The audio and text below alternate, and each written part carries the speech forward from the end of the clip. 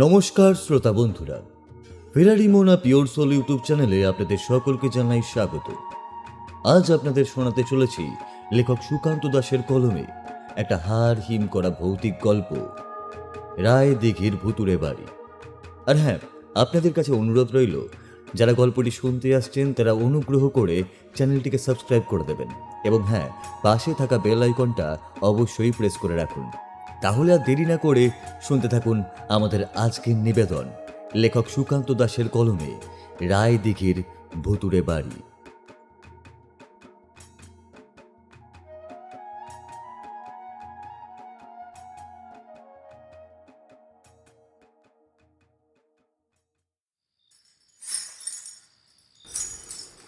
ঝনঝন করে একটা শব্দ কানে আসছে। শব্দটা শুনে কেমন যেন হঠাৎ করে চমকে উঠল নিতাই। এদিক ওদিক তাকিয়ে দেখলো ভালো করে, কিন্তু না, কোথাও কিচ্ছু নেই। এমনকি ঝনঝন শব্দ হওয়ার মতো তো কোনো কিছুই নেই। গ্রামের বাইরের দিকের পথটা ধরে নিমাই এগিয়ে গেল। কাঁধে রয়েছে একটা মাছ ধরার জাল, আর কোমরের কাছে বেঁধে রাখা জালটিতে বেশ কয়েকটা মাছও রয়েছে। তার শরীরটা কেমন ম্যাচ ম্যাচ করছিল, তাই দুবার জাল ফেলে তাড়াহুড়ো করে ফিরে এসেছে। গ্রামের শেষের দিকের পথটা একদম সোজা গিয়ে নেমে পড়েছে নদীতে। নদীর দুপাশে ছোট বড় গাছের সারি। একদিকে রয়েছে ধানের জমি, অন্যদিকেও ধানের জমি ছিল, কিন্তু কি একটা কারণে যেন এই দিকে ধানের জমিগুলোতে হঠাৎ করে খরা হয়ে গেছে। যাই করা হোক না কেন, কিছুতেই ফসল ফলে না ওই জমিগুলোতে। নিতাই আরও খানিকটা সামনে এগোতেই বুঝতে পারল সত্যি সত্যি সেই ঝনঝন শব্দটা হচ্ছে। আর ওই শব্দটা তার কানে আসছে শিকল বাড়ির দিক থেকে। নিতাই মুখ তুলে তাকালো। ধান জমিটা যেখানে শেষ হয়েছে সেখানে গ্রামের পথটা একটা বাঁক নিয়ে ঢুকেছে সামনের দিকে। চাঁদের আলোয় সেই পথের একপাশে বাড়িটা যেন চুপ করে দাঁড়িয়ে আছে। নিতাইয়ের মনে হলো রাতের অন্ধকারে সাক্ষাৎ যেন চুক্তি করে ওত পেতে বসে আছে নিতাইয়ের জন্য। যেন নিতাই ওই বাড়িটার সামনে যাবে আর সঙ্গে সঙ্গে তার ওপর ঝাঁপিয়ে পড়বে। রাতের আধারে শিকলবাড়ির কাছে এলেই বুকের ভেতরটা কেমন যেন একটা করে। এখানে তো কখনো কিছুই দেখিনি, অথচ নিতাইয়ের মনে হয় একটু আগে শুনতে পাওয়া সেই ঝনঝন শব্দটা আসলে তার মাথার মধ্যেই হয়েছে, না হলে অন্য কোথাও থেকে শব্দটা এসেছে। শিকল বাড়ি রয়েছে তার থেকে এত দূরে, এতদিন বাড়ির সামনে থেকেই এসেছে। দু একবার তো শিকল বাড়ির উঠোনের কাছে ছেলেপুলেরা বল খেলাও করেছে, কিন্তু কখনো কোনো কিছু তো কেউ শুনতে পায়নি। শুধু একবার নিতাইয়ের এই গোটা 32 বছরের মধ্যে মাত্র একবার ওই শিকল বাড়িতে একটা শব্দ শুনতে পেয়েছিল। সে মনে মনে ভাবতে লাগলো, সত্যি সত্যি কি রাতের বেলা ওই বাড়িতে কিছু একটা হয়? একবার কি ওখানে গিয়ে দেখব? হঠাৎ করেই নিতাইয়ের মাথায় চিন্তাটা এসে পড়ল। এতবার সে ওই বাড়ির সামনে দিয়ে গেছে, দিনের বেলা, রাতের বেলাও তখনও কোনো কিছুই মনে হয়নি, কিন্তু আজ যেন হঠাৎ করে তার মাথায় কি একটা ভূত চাপল। ওই শিকল বাড়িতে রাতের বেলা কি হয় সেটা তাকে দেখতেই হবে। অনেকেই সেই বাড়িটা ভেতর থেকে এখনো পর্যন্ত দেখেনি। দোতলা একটা বাড়ি, বাড়ির বাইরেটা কালকে কেউ এসে সাফ করেছে। বাড়ির দেয়ালের মাঝে মধ্যে থেকে এসেছে সময় শেকড়। মাঝে মাঝে দেখলে মনে হবে এগুলো শেকড় নয়, যেন সবুজ আর কালো সাপের দল জড়াজড়ি করে উঠেছে দেয়ালের কাছে, তারপর কখন যেন মরে গিয়ে শুকিয়ে রয়েছে। সামনের ছোট উঠোনের মতো জায়গাটা বেশ জঙ্গলে ভর্তি, আর এই জঙ্গলের কারণে পায়ে চলার পথ নেই। সেটাই প্রমাণ করে যে এই বাড়িতে কেউ ঢোকে না। নিতাই হাঁটতে হাঁটতে শিকল বাড়ির বাইরের ছোট পাঁচিলটার কাছে এসে দাঁড়ালো। পাঁচিলটা একসময় বেশ উঁচু ছিল, এখন এখানে ওখানে ভেঙে পড়েছে। রাতে চাঁদের আলোয় বাড়িটাকে অদ্ভুত বলে মনে হলো। নিতাইয়ের মনে হলো বাড়িটা যেন দু হাত তুলে তাকে নিজের দিকে ডাকছে। ধুর শালা, কি করতে যে এই বাড়ির কাছে এলাম? কোথায় এখন বাড়ি চলে যাব? একটু গরম সেক দিলে ভালো হতো, গাটা ম্যাচ ম্যাচ করছে। কথাটা ভেবে যেই নিতাই পেছনের দিকে ঘুরেছে, ঠিক তখনই শিকল বাড়ির ভেতরের দিক থেকে আবার সেই শব্দটাকে শুনতে পেল সে। মস্ত বড় লম্বা ও ভারী শিকল মেঝের ওপর থেকে ঘষ্টাতে ঘষ্টাতে টেনে নিয়ে যাওয়ার সময় হঠাৎ করে একটা ঝাঁকুনি দিলে যেমন শব্দ হয়, ঠিক তেমনই শব্দ। যেন মস্ত বড় শিকলটা ঘরের মেঝের এ প্রান্ত থেকে ও প্রান্ত পর্যন্ত একবার ঘষা খেয়ে গেল। আর সেই শব্দটা ওই শিকল বাড়ির খোলা জানলা ও দরজা দিয়ে ছিটকে এসে লাগলো নিতের কানের কাছে। চমকে উঠতেই নিতাই পেছনে তাকিয়েছিল। পাঁচিলের ভেতরের দিকে পাশাপাশি বেশ কয়েকটা লম্বা লম্বা গাছ দাঁড়িয়ে আছে। দিনের বেলা দেখলে গাছগুলো বোঝা যায় সেগুলো সুপারি গাছ, তবে খুব বেশি বড় নয়। পাশাপাশি 5টা গাছ। এই গাছগুলোর ফাঁক দিয়েই সামনের দিকে তাকিয়ে দেখছে নিতাই। এত দূর থেকে ভালো করে কিছু বোঝা যায় না, শুধু চাঁদের আলোটা বাড়ির ছাদের কাছে পড়েছে। ছাদের ওপর লম্বা হয়ে একটি গাছ যাওয়ায় রেলিংটাও এখানে ওখানে ভেঙেছে। কি মনে হতেই নিতাই গেটের জায়গাটা পেরিয়ে ভেতরে ঢুকল। একসময় লোহার গেট ছিল, তারপর কবে যেন কারা তুলে নিয়ে গেছে। শেকল বাড়ির অর্ধেক জিনিসপত্র যে এই গ্রামের লোকেরা নিয়েছে সে কথা নিতাই জানে। বাড়ির চৌহদ্দির মধ্যে পা রাখার সঙ্গে সঙ্গে নিতাইয়ের মনে হলো পাঁচিলের কাছে দাঁড়িয়ে থাকা 5টা সুপারি গাছ যেন অল্প হাওয়ায় একবার নড়ে উঠল।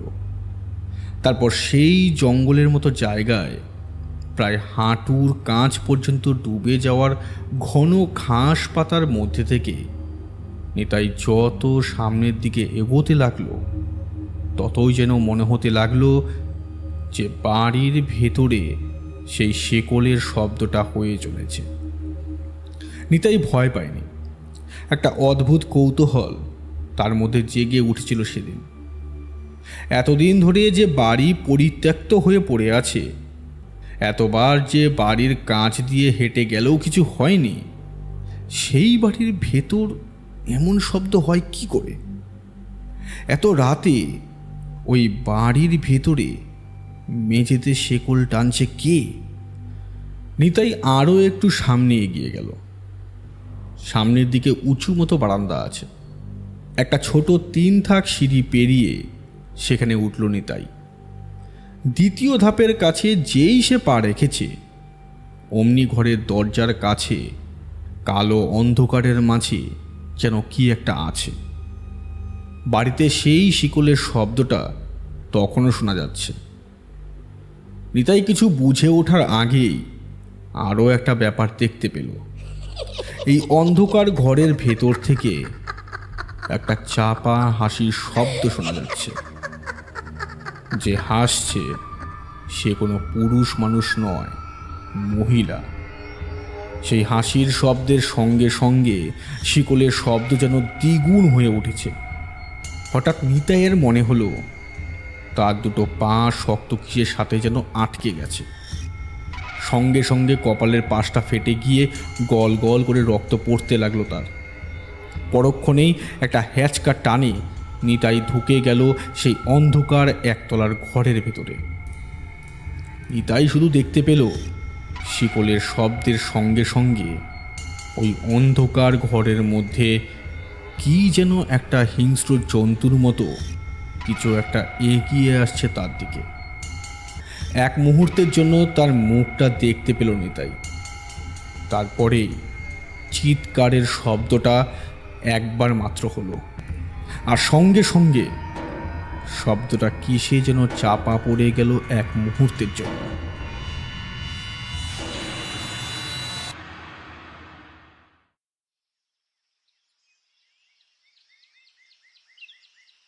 জায়গা জমি কেন? তুমি চাইলে জমি সহ একটা গোটা বাড়ির ব্যবস্থা করতে পারি। আরে বেশি দূর নয়, পাশের গ্রামে। সেই গ্রামে এমন একটা ভালো জায়গা আছে, তবে বাড়িটা বেশ পুরনো। বাড়ি ভেঙে নতুন করে যদি করতে পারো তাহলে দেখো। বিপিনের পাশে বসে কথাটা শুনছিল শশধর সামন্ত। গ্রামে তার বেশ কিছু জায়গা জমি আছে, কিন্তু নিজের গ্রাম ছেড়ে পাশের গ্রামের দিকে এবার নজর দিতে শুরু করেছে শশধর সামন্ত। সে বিপিনের সাথে জমির খোঁজে কথা বলছিল, আর তখনই পাশের গ্রামের বাড়িটার কথা বলে বিপিন। পাশের গ্রাম মানে ওই রায়দিঘিতে? কিন্তু রায়দিঘিতে পুরনো বাড়িসহ কোন জায়গা জমির কথা তুমি বলছো? ওই শিকল বাড়ির কথা বলছো না তো? আরে ওসব বাজে কথা। গ্রামের লোকেরা ওই শিকল বাড়ি থেকে দূরে থাকে, তাই ওসব কথা গ্রামের লোকেরাই ছড়িয়েছে। ওসব নিয়ে চিন্তা করো না শশধর, ও সমস্ত ব্যবস্থা আমি ঠিক করে দেব। এত বছর তো গেল, ওখানে কিছু হয়েছে শুনেছ? দেখো বিপিনদা, এইসব ঝামেলায় আমি থাকতে চাই না। তাছাড়া শুনেছিলাম যেন বছর চারেক আগে নিতাই বলে কেউ একটা ওই শিকল বাড়ির দিক থেকে আসার সময় নিরুদ্দেশ হয়ে গেছিল। তাছাড়া অনেক বছর আগে। আরে ওসব বাজে কথা। নিতাই বেটা চোর, রাতের বেলা শয়তানটা চুরি করতে গেছিল। তারপর থেকে কোথা থেকে কি হয়েছে, কোথায় পালিয়েছে, গ্রামের লোকেরা ওসব কথা ছড়িয়ে দিয়েছে। তুমি ওসব চিন্তা করছো কেন? আমার হাতে অনেক লোক আছে, তুমি ওসব নিয়ে কিছু ভেবো না। বিপিনের কথায় এবার শশধর অবাক হয়ে তাকালো তার দিকে। লোক আছে মানে? বাড়ি জমি জায়গা তো সব আমি কিনবো, তাহলে লোক দিয়ে কি হবে? আরে তুমি তো ভয় পাচ্ছ। ওই বাড়িতে কেউ যদি থাকে, মানে সেকল বাড়ির কথা যখন শুনেছো, তখন সে কথায় তো ভয় পাবেই। আমার হাতে লোক আছে, ওই বাড়িতে রাত কাটিয়ে এসে সেই রাতের কথা তোমায় জানিয়ে দেবে। সামান্য কিছু টাকা পয়সা খরচ করতে হবে আর কি। শশধর এইবার বুঝতে পারল যে বিপিন কিসের কথা বলছে। বিপিন লোকটা বাইরে থেকে বেশ ভালো হলেও ভেতরে কিন্তু তেমন নয়। শশধর শুনেছে একসময় সে চোরের দলের নাম লিখিয়েছিল, তারপর হঠাৎ করেই কোনো এক দূর সম্পর্কের আত্মীয় সম্পত্তি হাতে পেয়ে সমস্ত কিছু ছেড়ে দিয়ে এখন সাধু হয়ে গেছে। কপালে তিলক কেটেছে, গলায় তুলসীর মালা আছে। বিপিন যেন হরিনাম ছাড়া কথাই বলতে পারে না। তবে সেই সব কিছু দিনের বেলা, রাতের বেলা বিপিনের রূপ আলাদা হয়ে যায়, সেই কথাও শশধর জানে। শশধরের সেসব নিয়ে কোনো মাথা ব্যথা নেই। তবে বিপিনের ভালো চেনাশোনা আছে অনেকের সাথে, তাছাড়াও হাতও রয়েছে অনেক, তাই তার কাছেই এসেছিল জমির ব্যাপার নিয়ে কথা বলতে। কিন্তু তবুও বিপিনদা, ওই শেকল বাড়ি ছাড়া অন্য কোথাও হলে হতো না? আসলে তুমি তো জানোই এসব থেকে আমি দূরে থাকতেই পছন্দ করি। আরে বাবা, যদি ওই শেকল বাড়িতে কিছু থাকে তাহলে সে বাড়ি তোমায় কিনতে হবে না। আর যদি কিছু না থাকে তাহলে সে বাড়ির মালিক যারা, তারা এখন শহরে আছে। ওরা জলের দামে তোমায় বাড়িটা বিক্রি করে দেবে। তাদের সঙ্গে আমি নিজে গিয়ে কথা বলবো, ঠিক আছে? শশধর মনে মনে ভাবল, তাকে তো কিছুই করতে হবে না। একটু টাকা খরচ করে যদি দু একজনকে পাঠানো যায় সেই বাড়িতে, তাহলে রাতের বেলা তারা দেখে এসে তাকে জানাতে পারবে। তাছাড়া জমিটা কিনে বাড়িটা ভেঙে সে তো আবার নতুন করে বাড়িঘর তুলবে। ওই যে রেল স্টেশনের দিকে সকলের এখন পাকা পাকা বড় বড় বাড়ি করার ঝোঁক চলছে, ওদিকে জমি জমা কেনাই যায়, কিন্তু বড্ড ঝামেলা। তাছাড়া অনেকটা দূর হয়ে যাবে। তাই শশধর ভেতরের দিকে জমি জমা কেনাই পছন্দ করে। তাই এই জমি কেনার পুরো ব্যাপারটা বিপিনের উপরে ছেড়ে দিয়ে নিশ্চিন্ত মনে শশধর ফিরে গেল পাশের গ্রামে। রায়দিঘিতে একটা জমি কিনতে পারলে আবার অন্য জমির দিকে হাত বাড়ানো যাবে। শশধর চুপচাপ নিশ্চিন্তে কাজ করতে ভালোবাসে, তাই এই ব্যাপারে আর তেমন কিছু না বলে বিপিনের বাড়ি থেকে বেরিয়ে পড়ল। বিপিন সেই রাতেই শিকল বাড়িতে পাঠানোর জন্য লোক ঠিক করে ফেলল। তাদের গ্রামেরই দুই মহাচোর, বসন্ত আর মাধব। রায়দিঘির গ্রামের লোকেরা শিকল বাড়ি থেকে শুধু যে দূরে থাকে তাই নয়, শিকল বাড়ির কথাটাও ভুলে থাকতে চায় তারা। কারণ গ্রামে হাওয়ায় হাওয়ায় একটা কথা করে, শিকল বাড়ির কথা যে ভাবে সেই শুনতে পায় ওই শিকলের ঝনঝন শব্দ। আর একবার যে ওই শব্দ শুনতে পেয়েছে তাকে এত সহজে শব্দটা আর নিস্তার দেয় না। রায়দিঘির ছেলে থেকে বুড়ো পর্যন্ত সকলে যেন শিকল বাড়ির নামটা ভুলে থাকতে পারলেই বাঁচে। কিন্তু গ্রামের শেষের পথ ধরে পাশের গ্রামে যাওয়ার জন্য, এমনকি আরও একটা পথ ধরে ওই নদীতে যাওয়ার জন্য ওই একটা রাস্তাই ভরসা। তাই না চাইতেও শিকল বাড়ির সামনে দিয়ে সবাইকে যেতে হয়। তবে এই গ্রামের ইতিহাস এইমাত্র দুবার ছাড়া ওই বাড়ির কথা কেউ কিছু শুনেনি। তাই সেই বাড়ির সামনে দুটো লোককে হঠাৎ ঘুরঘুর করতে দেখে গ্রামের বয়স্ক নিবারণ চ্যাটার্জি একটু অবাক হয়ে এগিয়ে গেলেন। তিনি দুজনকে চিনতে পারলেন না। বললেন, তোমরা কারা বাবা? দেখে তো এদিকে লোক বলে মনে হচ্ছে না। তা কোথা থেকে আসছো তোমরা? আমরা আসছি শহর থেকে। এই বাড়িটা যাদের, তাদের তরফ থেকে। বাড়িটা বেবারিশ হয়ে পড়ে আছে, তাই শুনেছি লোকজন নাকি রাতের বেলা ঢুকে কি সমস্ত উপদ্রব করে, তাই সেসব দেখার জন্য আমাদেরকে পাঠিয়েছে। তোমাদের কাছে ভুল খবর আছে গো বাবা। এই বাড়িতে ঢুকে উপদ্রব করার মতো সাহস কারোরই হবে না। দিনের বেলাতেও এখানে কেউ ঢুকতে পারে না।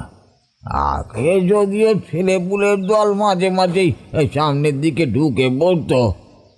ওই দেখতে পাচ্ছ না, বড় বড় গাছ আছে ওখানে, ওই সুপুরি গাছ দাঁড়িয়ে আছে ওখানে, দেখতে পাচ্ছ?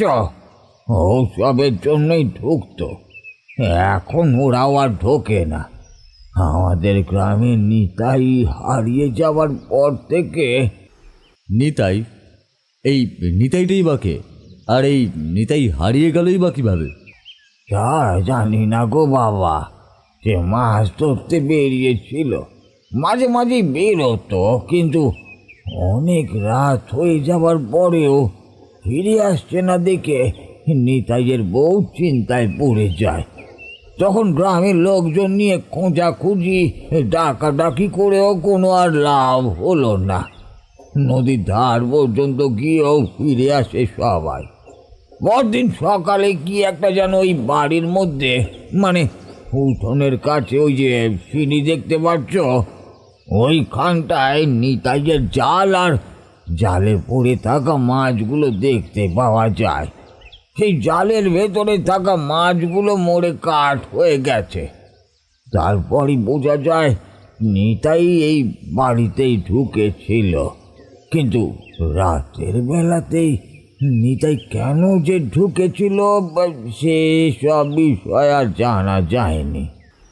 বাড়িতে আছেটা কি? এত ভয় পায় কেন লোকজন? ওটা হলো শিকল বাড়ি।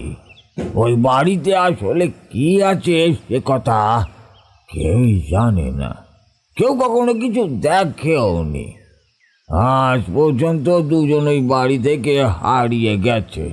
ওরা দুজনেই হয়তো কিছু দেখেছিল, কিন্তু আমরা তো আর সেসব দেখিনি, তাই সেসব বলতেও পারবো না গো বাবারা। অনেক আগের ইতিহাসের কথা শুনেছিলাম যে এই বাড়ি নিয়ে অনেক কিছুই কেচ্ছা ছিল, তবে সেসব সত্যি নাকি মিথ্যে তা তো আর আমরা কেউই জানি না। বসন্ত আর মাধব দিনের বেলা জায়গাটা দেখে নিচ্ছিল, রাতের বেলা সেখানেই থাকতে হবে। ইতিহাস নিয়ে তাদের তেমন মাথা ব্যথা ছিল না। শুধু রাতের বেলা বাড়িতে কেউ ঢোকে না এই খবরটাই জানার প্রয়োজন ছিল। সেটা জানা হয়ে যেতেই নিবারণ বুড়োকে কথায় কথায় ধাপ্পা দিয়ে তারা রেল স্টেশনে যাওয়ার পথের দিকে এগোলো। নিবারণবাবু এরপর কথা শেষ হলেই নদীটার দিকে এগোলো। ওই শিকল বাড়ি যে কতদিন এমনভাবে দাঁড়িয়ে থাকবে, আর কতদিন যে গ্রামের লোকেরা এমন ভয়ে ভয়ে শিকল বাড়ির উল্টো দিকে মুখ ফিরিয়ে হাঁটবে, নিবারণবাবু সেটা ভাবতে পারছিল না।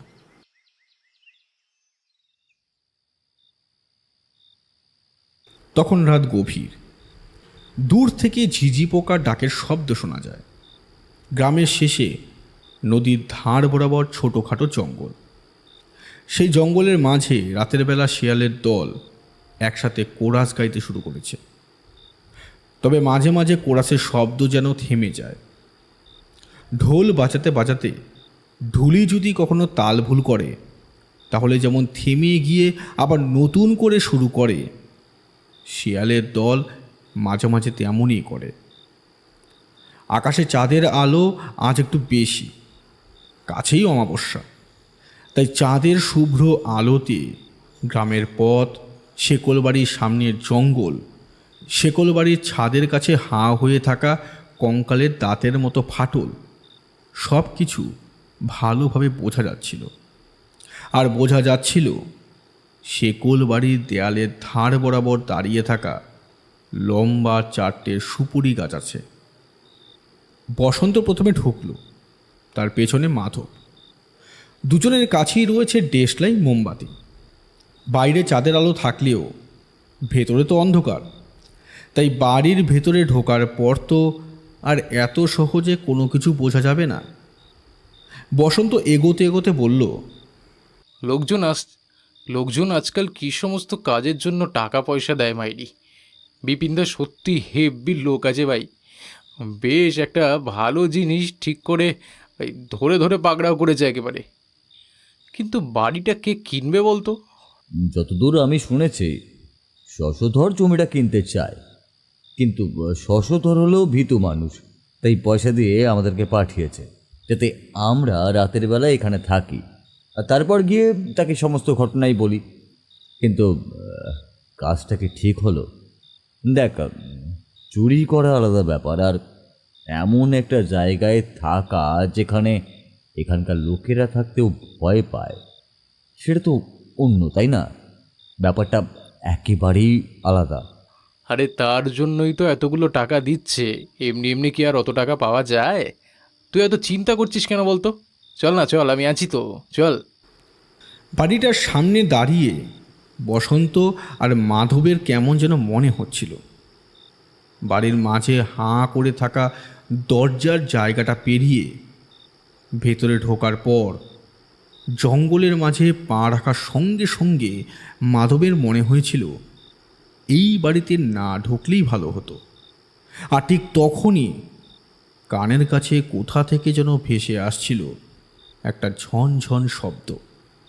শব্দটা কিসের মাধব ধরতে পারেনি, আর এই বাড়িটাকে সবাই শিকল বাড়ি কেন বলে সেটাও বুঝতে পারেনি। বসন্ত সাহসী, কোনো কিছুতেই তার ভয় নেই। একবার চুরি করতে গিয়ে জঙ্গলের মাঝে একটা গোখরা সাপ বসন্তের গায়ে এসে পড়ে। বসন্ত 2 হাতে সেই সাপটাকে ধরে রেখেছিল বেশ কিছুক্ষণ, তারপর মাটিতে আছড়ে আছড়ে মেরে ফেলেছিল। তবে মাধবের তেমন সাহস নেই। কিন্তু এই বাড়িতে ঢোকার পর যেটা মনে হচ্ছে সেটা ভয় নয়, একটা অস্বস্তি। তার যেন বারবার মনে হচ্ছে বাড়িটার ভেতরের অন্ধকার প্রকোষ্ঠগুলো থেকে কে যেন একটা হাসছে, আর সেই হাসিটা যেন ওদের দিকে তাকিয়ে দেখছে। বসন্ত মনে মনে বলল, বড় ভুল হয়ে গেল। শশধরের কাছে টর্চটা আছে, তার কাছ থেকে একটা টর্চ নিয়ে এলে ভালো হতো। মোমবাতির ভরসা এই শিকল বাড়িতে ঢোকাটা ঠিক হয়নি। বসন্ত এগিয়ে গিয়ে সিঁড়ির ধাপ ধরে উঠতে লাগলো উপরের দিকে।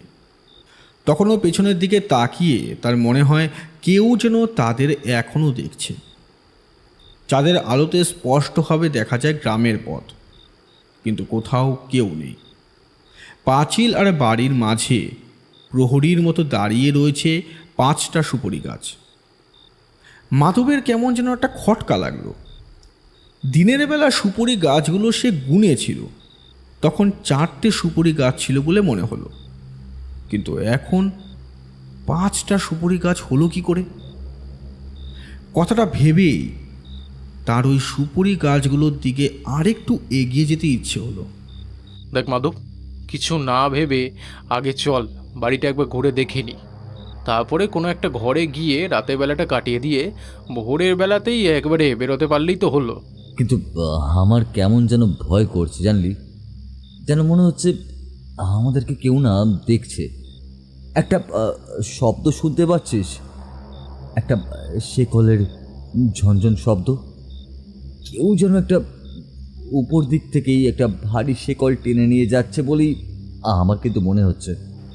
ওরা অনেকক্ষণ বাইরে থেকে তারপর ভেতরে ঢুকেছিল। একতলার বড় ঘরটা ঘুরতে ঘুরতে সিঁড়ির কাছে গিয়ে দাঁড়িয়ে কথাটা বলেছিল, কিন্তু এখন মাধবের কথা শুনে বসন্ত কান পাতল। চারিদিকে অন্ধকার। ইচ্ছে করেই দেশলাই আর মোমবাতিটা ওরা জ্বালায়নি। অন্ধকারের মধ্যেই ওরা ঘুরে বেড়াবে। বলা যায় না আগুন কিংবা আলো দেখে বাইরে থেকে যদি কেউ সন্দেহ করতে শুরু করে। সিঁড়ির কাছে তারা আসতেই কেমন যেন আবার সেই শব্দটা নতুন করে শুরু হয়। লোহার কোনো একটা ভারী শিকল কেউ যেন টানতে টানতে ঘরের মেঝের এক প্রান্ত থেকে অন্য প্রান্তে নিয়ে যাচ্ছে। এই প্রথমবার চমকে উঠল বসন্ত। এই বাড়িতে কি তাহলে সত্যি সত্যি লোক থাকে নাকি? মাধব চাপা গলায় বলল, আমার তো সেটা মনে হয় না। দিনের বেলা যেহেতু গ্রামের লোকেরা এই বাড়িতে আগে ঢুকতো, সেহেতু এখানে কোনো কিছু নেই, সব কিছু খালি থাকবে। এমনকি আমার তো মনে হয় বিছানাপত্র যেগুলো থাকার কথা সেগুলো বোধহয় গ্রামের লোকেরাই তুলে নিয়ে গেছে। তাহলে আমি শিকলের শব্দ কোথা থেকে পাচ্ছি? এখন যেন মনে হচ্ছে মেঝের মধ্যে সেই শিকলটা টানতে টানতে কেউ বারবার সেটাকে ঘুরিয়ে চলেছে। এবার যেন শব্দটা গম গম করতে লাগলো। সত্যি সত্যি শিকলটা এখন আর কেউ টানছে না। ঠিক 2 হাতে দড়ি ধরে দড়ির টানাটানির আগে যেমন দড়ি ঝাঁকিয়ে নেওয়া হয়, ঠিক সেইভাবে যেন মেঝের ওপরে একটা ছন্দে কেউ শিকল ঝাঁকিয়ে চলেছে। আর তার সঙ্গে একটা চাপা গঙ্গানির মতো শব্দ ভেসে আসে ওপরের ঘর থেকে। বসন্ত সিঁড়ির ওপরে তাকালো। সিঁড়ির ওপর তাকাতেই দেখল ঘুট ঘুট করছে অন্ধকারে। বসন্ত আরও সামনের দিকে এগিয়ে যেতে চাইল। পেছনে মাধব দাঁড়িয়ে আছে, তবুও যেন একটা অজানা ভয় আস্তে আস্তে বসন্তকে চেপে ধরেছিল।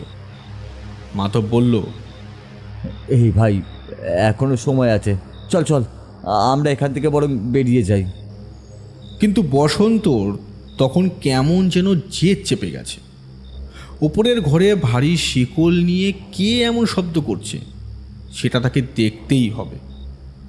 তাই হঠাৎ করে পকেট থেকে ডেস্কলাইটটা বের করে জ্বালিয়ে ফেলল, আর তারপর দ্রুত ভাঙাচোরা সিঁড়ি দিয়ে ওপরের দিকে উঠে একটা দিক বরাবর অদৃশ্য হয়ে গেল। মাধব এবার কি করবে?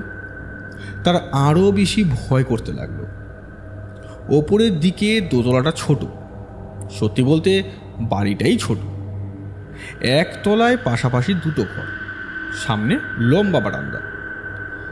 দোতলাতেও তেমনই ব্যবস্থা, কিন্তু এখানে ওখানে ক্ষয়ে ভেঙে পড়ার জন্য দোতলার কাছে ব্যালকনি, আর ছাদে যাওয়ার পথটা ভঙ্গুর হয়ে গেছে। বসন্ত ব্যালকনির কাছটায় দাঁড়ালো, আর ঠিক তখনই মনে হলো লম্বা ব্যালকনি বরাবর যেটুকু চাঁদের আলো এসে পড়েছে, সেখানে ব্যালকনির ওপরে লম্বা হয়ে মেঝেতে ছড়িয়ে রয়েছে একটা শিকল। বসন্ত পেছনে ঘুরে কিছু বলতে যাবে, এমন সময় শিকল টানার শব্দটা ভেসে এলো তার পেছনের দিক থেকে। কেউ যেন সিঁড়ি দিয়ে একটা শিকল টানতে টানতে ওপরের দিকে উঠে আসছে। পেছনে ফিরে বসন্ত মাধবকে দেখতে পেল না। মাধবকে ডাকতে যাবে, কিন্তু সেই সময় সে বুঝতে পারল শেকল নিয়ে যে উঠে আসছে সে ওই ছোট্ট ব্যালকনিটার কাছে পৌঁছে গেছে। 1 পা, 2 পা, 3 পা, আর মাত্র 3টে সিঁড়ি উঠে এলেই সেই শিকল টেনে নিয়ে আসা জিনিসটাকে সে দেখতে পাবে। বসন্তের মনে হলো তার গোটা শরীর কেমন যেন বরফের মতো ঠান্ডা হিম হয়ে গেছে। কখন যে একটা অদৃশ্য বাঁধনের মতো কিছু তার ডান পা বরাবর আস্তে আস্তে উপরে উঠতে শুরু করেছে, বসন্ত সেটা খেয়াল করেনি। যেই মুহূর্তে খেয়াল করল, অমনি ডান পাটা ঝাটকা দিয়ে সে গিয়ে হুড়মুড় করে সিঁড়ি থেকে গড়িয়ে পড়ল বাঁকের কাছে। কিন্তু না, কোথাও কিছুই নেই। এতক্ষণ ধরে যে শিকলের শব্দটা সে পাচ্ছিল সেটা যেন অদৃশ্য হয়ে গেছে। ঠিক তখনই নিচ থেকে মাধবের গলাটা ভেসে এলো। বসন্ত, আরে বসন্ত, এই কোথায় গেলি রে বসন্ত? বসন্ত, বসন্ত! বসন্ত সিঁড়ি থেকে নিচে পড়ে গিয়েও নিজেকে সামলে নিল, কারণ মাধব ততক্ষণে এসে দাঁড়িয়েছিল তার পাশে। মাধবের বাড়িয়ে দেওয়া হাতটা ধরে বসন্ত উঠতে গিয়ে হঠাৎ করে নিচ থেকে শুনতে পেল মাধবের ডাক। মাধব যদি নিচ থেকে তাকে ডাকে, তাহলে যার হাত ধরে সে মেঝে থেকে আস্তে আস্তে উঠছে সে কে? বসন্তের দৃষ্টি তখনও সিঁড়ির বাঁকের দিকে। যে হাতটা ধরে সে উপরে উঠে এসেছে তার দিকে সে এখনো তাকায়নি। মাধবের চিৎকারটা শুনতে পাওয়ার পর যেন যে তাকে তুলছিল সে উঠে গেছে। বসন্তের মনে হলো তার গলার কাছ থেকে একটা ভারী পাথরের মতো কিছু আস্তে আস্তে নামছে নিচের দিকে। ঢোক গিলতে ভীষণ কষ্ট হচ্ছে। মাথাটা পেছনে ঘুরিয়ে যে দেখতে যাবে সেটাও পারছে না সে। চাঁদের আলোটা খোলা ব্যালকনিতে ঠিক সেইখানটায় এসে পড়েছে যেখানে বসন্ত মাটি থেকে খানিকটা উঠেছে। বসন্ত যেন বুঝতে পারছিল আসলে যে তাকে তুলছে সেটা মাধব নয়, অন্য কেউ। মাধবের গলা সে ভালোভাবে চেনে। নিচে মাধব রয়েছে, মাধব তাকে ওভাবেই ডেকে চলেছে। বসন্ত কোনো রকমে মুখ তুলে দেখে যে সামনে কে দাঁড়িয়ে আছে। তার মুখটা অন্ধকারে ভালোভাবে বোঝা না গেলেও অন্ধকারের মধ্যে তার দাঁতগুলো ঝকঝক করে উঠছে। বসন্তের হৃদয়টা যেন এক মুহূর্তের জন্য থম মেরে যায়। মাধবের গলার ডাকটা যেন আস্তে আস্তে সিঁড়ির দিকে এগিয়ে আসছে। একটা খস করে দেশলাই জ্বালার শব্দ পেল সে, কিন্তু বসন্তের মনে হলো মাধবের উপরে উঠে আসার শব্দের সঙ্গে সঙ্গে যেন সেই শিকল ঘষার শব্দটাও আস্তে আস্তে ওপরের দিকে উঠে আসছে। বসন্ত চিৎকার করে উঠল, কে তুমি? তুমি তো মাধব নও। কে তুমি? বসন্তের চিৎকারের সঙ্গে সঙ্গে এতক্ষণ ধরে তার হাতটা ধরে রাখা সেই মাধব যেন তার হাতটা ছেড়ে দিল। তারপর আস্তে আস্তে ফিরে ওপরের দিকে উঠতে লাগলো। চাঁদের আলোয় বসন্তর সামনের দিকে তাকিয়ে দেখল একটা 4 পেয়ে মূর্তি ঠিক কুকুরের মতো হামাগুড়ি দিয়ে ওপরের দিকে উঠে যাচ্ছে আর মাঝে মাঝে ঘুরে তাকাচ্ছে। কি বিভৎস দৃশ্য! মূর্তিটার গোটা শরীরে যেন শিকল জড়িয়ে রয়েছে, আর সিঁড়ি দিয়ে ওপরে ওঠার সময় সেই শিকল ঝনঝন শব্দ করছে। বসন্ত সেই দিকেই তাকিয়েছিল। মূর্তিটার শরীরে শুধু শেকল ছাড়া যেন আর কিছুই নেই।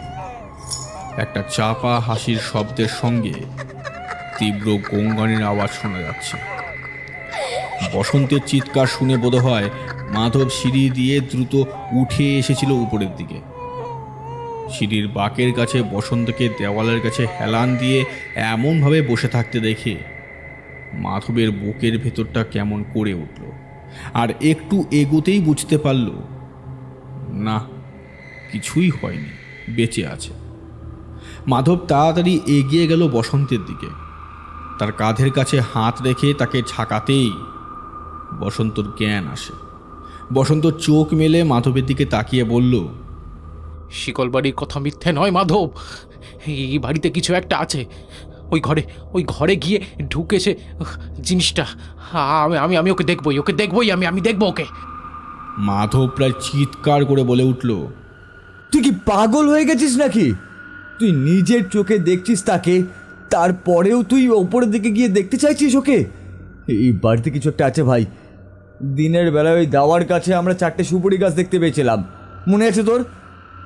এখন সেই সুপুরি গাছ হয়ে গেছে 5টা। আমি 5টা সুপুরি গাছ দেখে সেটা দেখার জন্য ওই পাঁচিলের দিকে এগিয়ে গিয়েছিলাম। আর তারপরে কি দেখেছি সে কথা তুই বিশ্বাসও করতে পারবি না ভাই। কথাটা বলতে গিয়ে মাধবের গোটা শরীর যেন শিরশির করে উঠল। নিজের অজান্তে সে চোখ বন্ধ করে ফেলল। আর ঠিক তখনই বসন্তের মনে হলো দোতলার প্রথম ঘরের ওই দরজার অন্ধকার জায়গাটা থেকে কে যেন একটা মুখ বাড়িয়ে তার দিকেই দেখছে। তার সঙ্গে শিকলের সেই ঝনঝন শব্দটা আরও একবার হচ্ছে। সুপারি গাছের কথাটা মাথায় আসতেই মাধব পিছিয়ে গেল। বসন্ত কখন উঠে ঘরের ভেতরে ঢুকেছে সেটা মাধব খেয়ালই করেনি। প্রায় হাঁটুর কাছ পর্যন্ত ডুবে যাওয়া জঙ্গলের মধ্যে দিয়ে হাঁটতে হাঁটতে সুপুরি গাছগুলোর দিকে এগিয়ে এসেছিল আর মনে মনে বলছিল, দিনের বেলা যেন স্পষ্ট 4টে সুপুরি গাছ দেখেছিলাম আমি। ওই সুপুরি গাছটা বাকিগুলোর থেকে ছোট আর কেমন অদ্ভুত মোটা বলেই মনে হচ্ছে। চাঁদের আলোতে ভালোভাবে দেখা যাচ্ছে না, কেমন যেন কালচে রং। কথাটা ভাবতে ভাবতেই মাধব আরও একটু এগিয়ে গিয়ে সেই সুপুরি গাছের কাছাকাছি পৌঁছেছে। অমনি দেখতে পেল সুপুরি গাছের যেখানে মাথা থাকার কথা সেখান থেকে তার দিকে অদ্ভুতভাবে ওকে দেখছে দুটো সাদা ফ্যাকাশে চোখ। সুপারি গাছগুলোর উচ্চতা খুব বেশি নয়, মানুষের উচ্চতার চেয়ে একটু বেশি। কিন্তু ওই দুটো চোখ দেখে মুহূর্তের জন্য মাধব বুঝতে পেরেছিল ওটা কোনো সুপারি গাছ নয়, একটা অদ্ভুত লম্বা ঢ্যাঙা মানুষের শরীর, যেন অমনভাবে সুপারি গাছের মতো দাঁড়িয়ে আছে। ব্যাপারটা বুঝতে পেরেই মাধব পিছিয়ে আসতে যাচ্ছিল, আর তারপরেই সে ছিটকে গিয়ে পড়ে জঙ্গলের ওপর। সুপারি গাছটা ততক্ষণে মাথা নিচু করে ঝুঁকে পড়েছে মাধবের দিকে। মাধব দেখতে পায় একটা লম্বা লিকলিকে শরীর। শরীরটার রং কালো নয়। এতক্ষণ তাকে কালো কেন মনে হচ্ছিল সেটা বুঝতে পারে মাধব। তার গোটা শরীরে লেগে রয়েছে রক্ত, মাথায় ঝাঁকড়া লম্বা চুল। মূর্তিটা আর একটু নিচের দিকে নেমে এসেছে, আর তার দুটো চোখ এবং বৃহৎ মুখটা এবার দেখতে পায় মাধব। সাদা ফ্যাকাশে দুটো চোখ, মুখের ভেতর থেকে বেরিয়ে আসা অজস্র দাঁত যেন এক মুহূর্তে মাধবের শরীর থেকে সমস্ত রক্ত শুষে নিতে পারবে। কিন্তু মাধব চিৎকার করল না।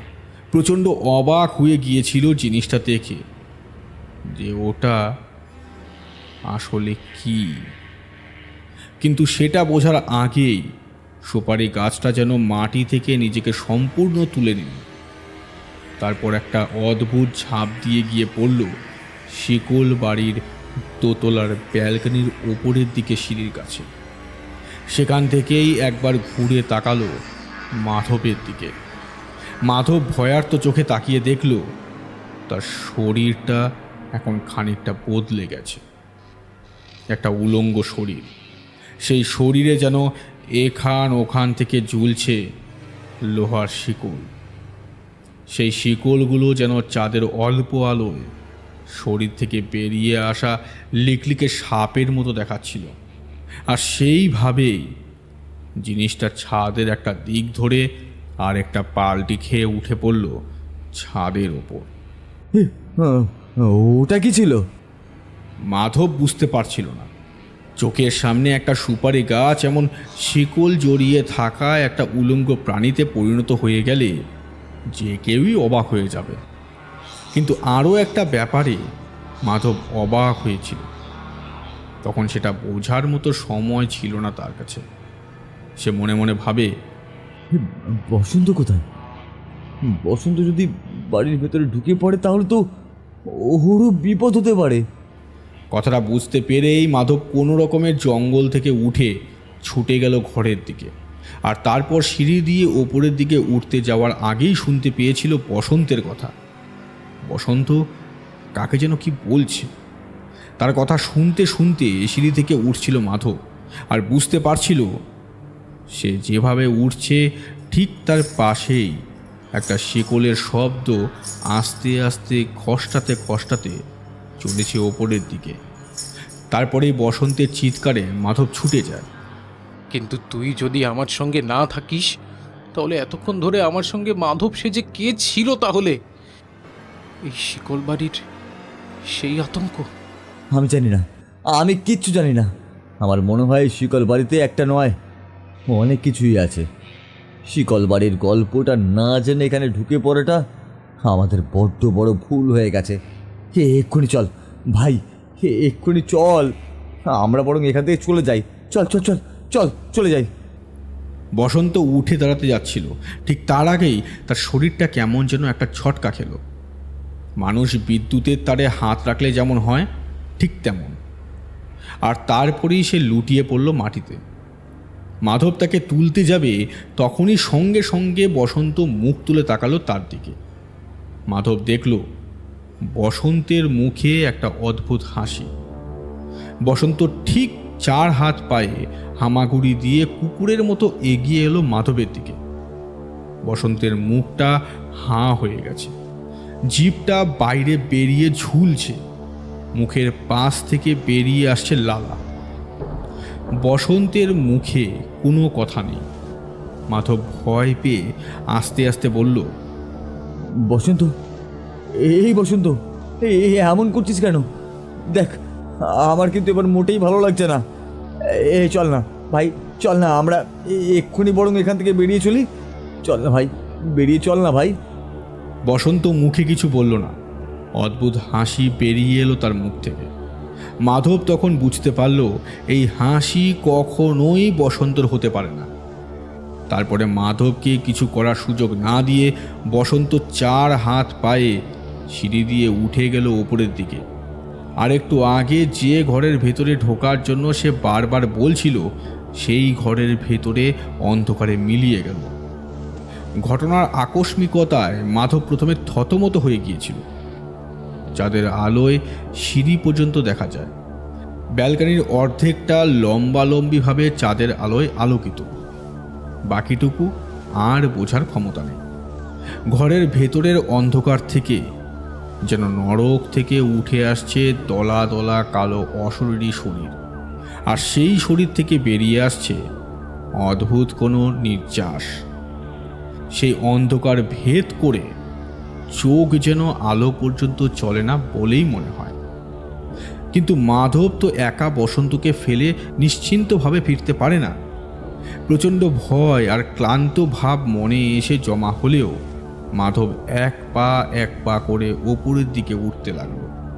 ঠিক তখনই শুনতে পেল ঘরের ভেতরে কে যেন ভারী লোহার কোনো শিকল মেঝের ওপর বারবার আঁচড়ে ফেলছে।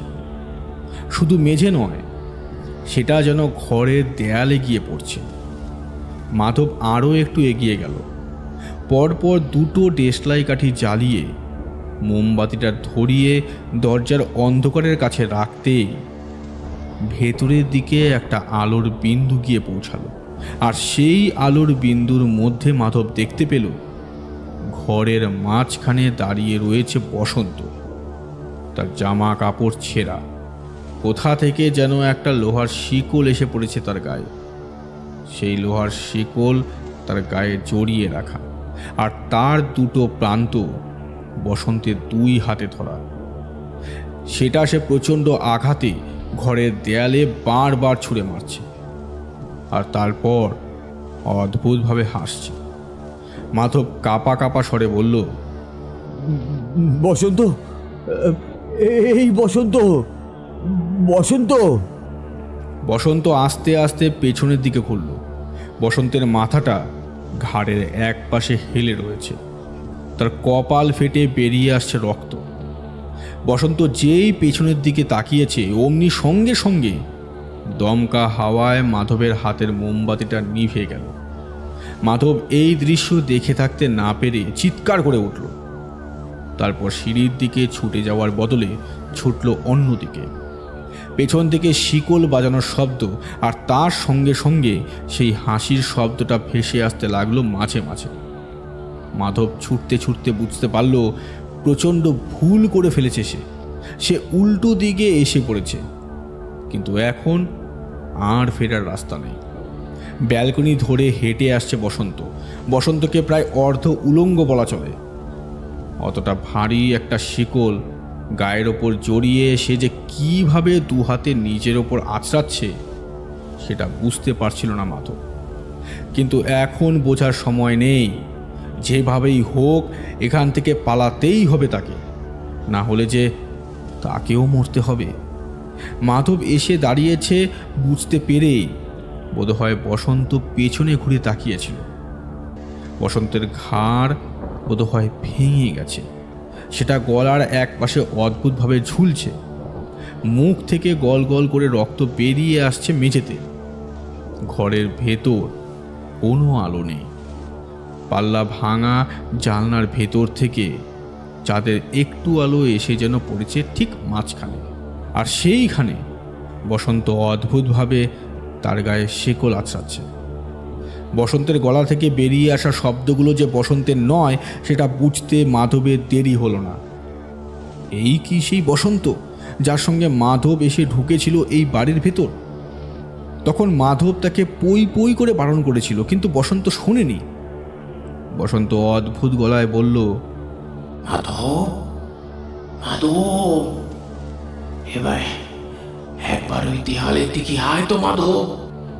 বসন্তের কথাতেই মাধব তাড়াতাড়ি আবার ডেসলাই চালালো। আগের ডেসলাইটা নিভে গিয়েছিল, তারপর মোমবাতিটা জ্বালিয়ে আস্তে আস্তে ওপরে তোলে। দেয়ালের দিকে ধরতেই যেটা দেখতে পেল তাতে মাধবের মুখ যেন বদলে যেতে লাগলো। দেয়ালের ঠিক সেইখানে দেয়ালের সঙ্গে দুটো পা আর হাত লাগিয়ে ঠিক মাকড়সার মতো বসে রয়েছে কে যেন একটা। মাধব আর দাঁড়িয়ে থাকতে পারল না, ছুটতে লাগলো। ছুটতে ছুটতে ছাদে যাওয়ার সিঁড়িটা খুঁজে পেয়ে গিয়েছিল মাধব, আর সেটা ধরে হুড়মুড় করে উঠে এসেছিল উপরে।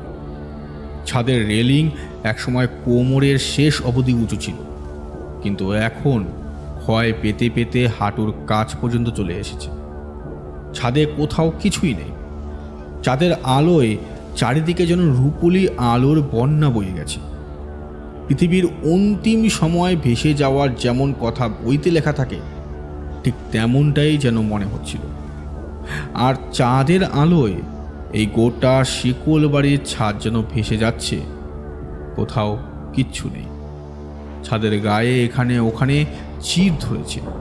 লম্বা ফাটল যেন দু হাতে বাড়িটাকে মাঝখান থেকে আলাদা করে দেওয়ার চেষ্টা করছে, কিন্তু মাধব সেসব দিকে তাকালো না। সে ছুটে গিয়ে দাঁড়ালো ছাদের ঠিক মাঝখানে।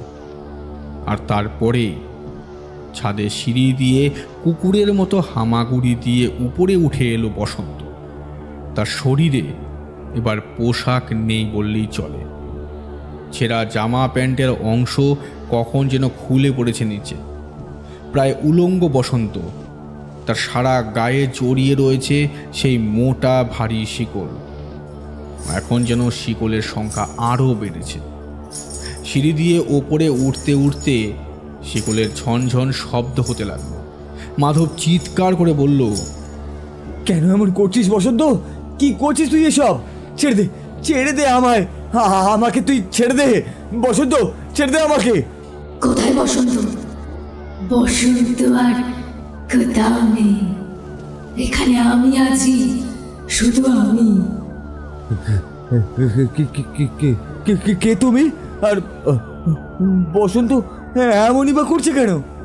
বসন্ত যখন ওই ঘরে ঢুকেছে তখনই মরেছে। বসন্তর শরীরটা শুধু এখন আমার কাছে আছে। এবার তুই নিজেও মরবি। এই বাড়িতে রাতের বেলা যে কারোরই ঢোকা বারণ, তা জানিস না? যখন আমি বেঁচে ছিলাম তখনও রাতের বেলা আমার আশেপাশে আমি কাউকে সহ্য করতে পারতাম না, আর এখন তো আরো সহ্য করতে পারি না। ওই দেখ। বসন্ত অদ্ভুতভাবে মাথাটা তুলে দেখালো ছাদের অন্য পাশে। ঠিক তখনই মাধব দেখতে পেল ছাদের অন্য পাশে রেলিংয়ের কাছে দুটো হাত, আর তারপরে সেই দুটো হাতের ওপর ভর দিয়ে অদ্ভুত একটা শরীর এসে পড়ল ছাদের ওপরে। তার শরীর থেকেও ঝুলছে সেই মোটা ভারী শিকল। ছাদের ওপরে দুদিকে থাকা দুই বীভৎস শরীর থেকে নেমে আসা শিকলের ঘষ্টানের শব্দে মাধবের মনে হতে লাগে তার কানে তালা ধরে যাবে। এবার দু হাতে নিজের কান চেপে ধরে ছাদের মাঝখানে বসে পড়ে সে।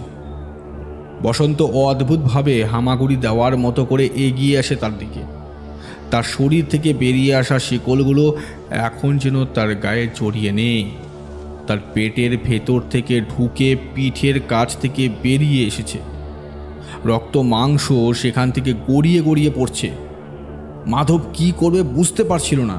বারবার তার মনে পড়ছিল এই বাড়িতে ঢোকার সময় হঠাৎ করে মনে হওয়া সেই অদ্ভুত কথা, 4টে সুপুরি গাছের বদলে 5টা সুপুরি গাছ দেখতে পাওয়া, বাড়িতে পা দিয়ে অন্ধকারের মধ্যে থেকে কেউ যেন অপেক্ষা করছে দেখা, সেই সব কিছু। এই সব কিছুই যেন কিভাবে মাধব আগেই বুঝতে পেরেছিল, কিন্তু তারপরেও এই বাড়িতে ঢোকার জন্য এখন আফসোস করতে লাগলো। পেছনে এসে পড়া সেই জিনিসটাও এখন অদ্ভুতভাবে গর্জন করছে। কোনো কথা না বললেও একটা রোগাটে শরীর মাধব দেখতে পাচ্ছিল।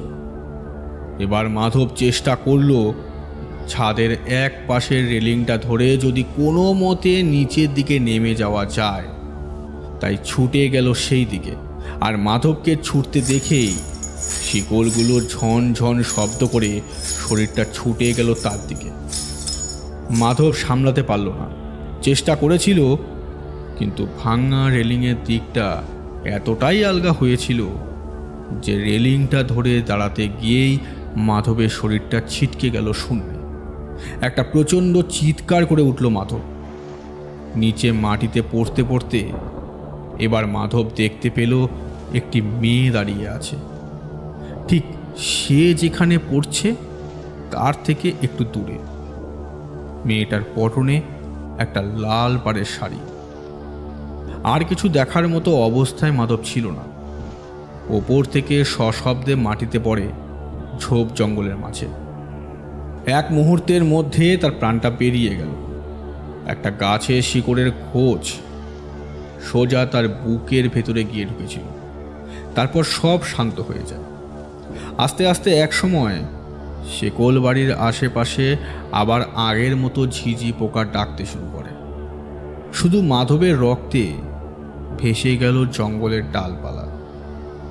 আর ওদিকে বসন্তের শরীরটা অদ্ভুতভাবে ঝুলছিল দোতলার ঘরের একটা দেয়ালের কাছ থেকে।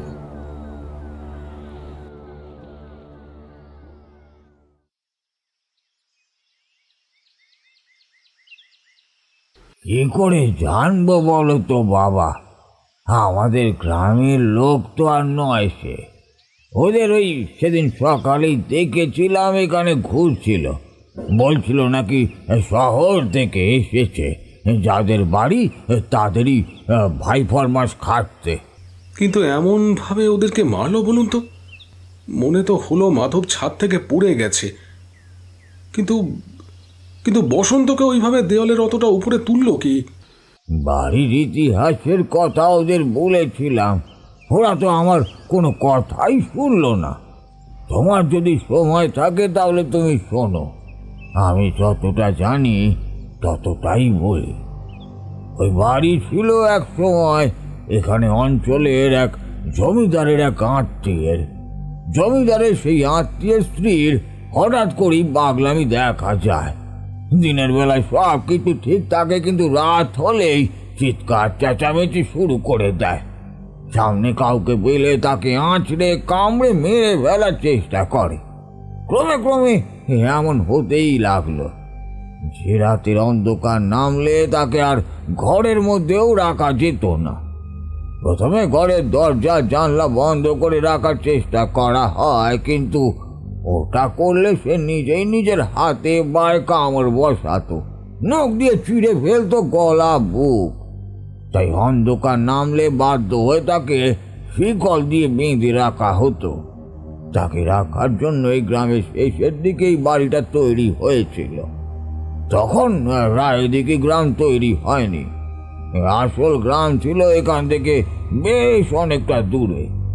এখানেও খুব বেশি লোকজন রাখা হয়নি। ওই একজন মাত্র চাকর ছিল, ওই দেখাশোনা করতো জমিদারের সেই আত্মীয়র বউকে। জমিদারের সেই আত্মীয় দিনের বেলায় এখানে আসতো, কিন্তু রাতের বেলায় আসতো না। আসলে সে নিজের বউকে বড্ড বেশি ভালোবাসতো, তাই তাকে ফেলে দিতেও পারছিল না।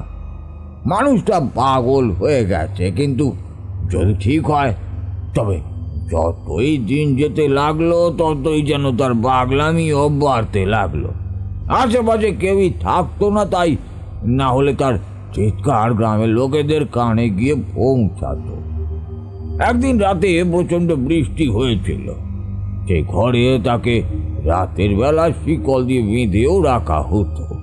সেই ঘরের জানালা খোলা ছিল, বৃষ্টির জল ভেতরে এসে ঢুকছিল।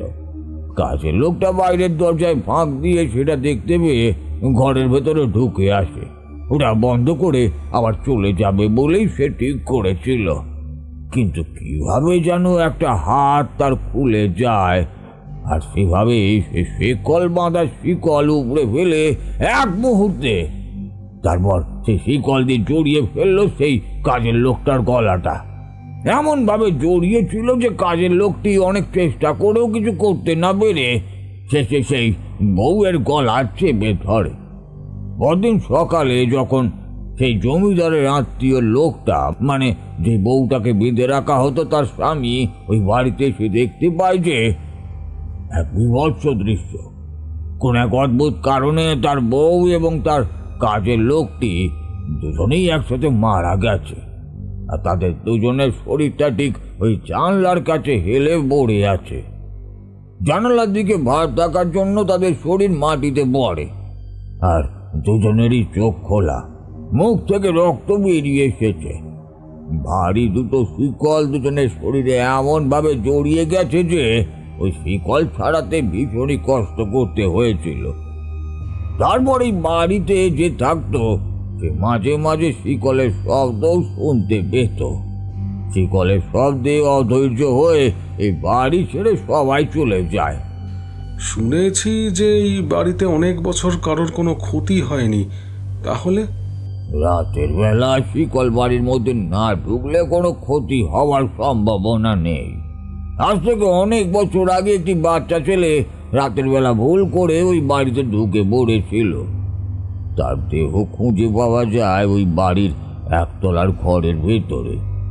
তারপর নিতাই, আর এখন মাধব, আর ওই বসন্ত। শিকল বাড়ি নিজের মতোই থাকতে ভালোবাসে, ওকে না ঘাটালেও কাউকে ঘাটায় না। রাতের বেলা ওই বাড়ির কাছ দিয়ে হেঁটে গেলে মাঝে মাঝে অনেকেই শিকলের ঝনঝন শব্দ শুনতে পায়, যেন কেউ ভারী শিকল মেঝেতে টেনে নিয়ে যাচ্ছে। আবার কখনো দেওয়ালের শিকল আঁচড়ানোর শব্দও শোনা যায়। কিন্তু শিকল বাড়ির চৌহদ্দির মধ্যে বানা রাখলে কারোর কোনো বিপদেরই সম্ভাবনা নেই। তাহলে এই বাড়ি কেনার কথা আমি যে ভেবেছিলাম সেটা এখন মুলতুবি থাক। আপনি কি বলেন? শিকল বাড়িকে শিকল বাড়ির মতো থাকতে দেওয়াই ভালো। শশধরের কথা শুনে আবার নিবারণ হাসল, তারপর যেন স্বগতোক্তির সুরে বলল, ওই শিকল বাড়িতে এখনো সেই বউটা থাকে। রাতের বেলা মানুষ দেখলে সে আর নিজেকে সামলাতে পারে না, তাকে মারার জন্য নিজের শিকল এগিয়ে নিয়ে যায়। হায় রে হতভাগী, নিজের জীবনেরও অনেকটাই শিকলে বাঁধা হয়ে কাটিয়ে ফেলল সে, আর এখন সেই শিকলের মায়াতেই আটকে রয়ে গেল ওখানে, মুক্তি পেল না হতভাগীটা। শশধর তাকায় সামনের দিকে। শিকল বাড়ির সামনে এখন ছড়িয়ে রয়েছে অনেক লোকজন। বাইরে আনা হয়েছে বসন্ত ও মাধবকে। বসন্তের ঘাড়টা ভেঙে গেছে, মাধবের বুকের ফুটো দিয়ে এখনো জমাট বাঁধা রক্ত দেখা যায়। তবে সেসব ছাড়িয়ে শশধর তাকালো শিকল বাড়ির দিকে। আপাত নিরীহ দোতলা ভগ্নপ্রায় একটা বাড়ি, কিন্তু এই বাড়ির ভেতরে রাতের অন্ধকারে বদলে যায় অনেক কিছু। বসন্তের শরীরটা দেখেই সেটা বুঝতে পেরেছিল শশধর। তারপর সে তাকায় পাঁচিলের দিকে। রোদের আলোয় তখনও পাশাপাশি 4টি সুপারি গাছ যেন একসাথে জল জল করছে।